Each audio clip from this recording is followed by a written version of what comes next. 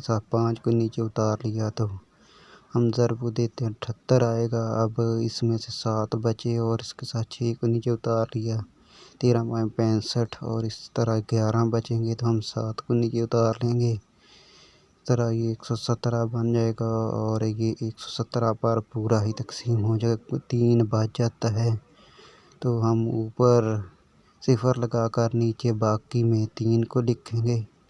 اس طرح یہ سوال حل ہو جائے گا 26۔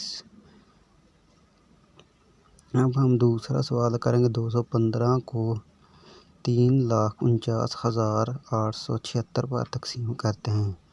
349 کو 215 پر تقسیم کیا تو اس میں سے 134 بچے اور ہم نیچے 8 کو اتار لیتے ہیں۔ ہم ضرب دے کر دیکھ لیتے ہیں کتنے تک جائے گا تو اس طرح 6 تقریباً اسے پورا کرے گا تو ہم نے 6 کے ساتھ ضرب دی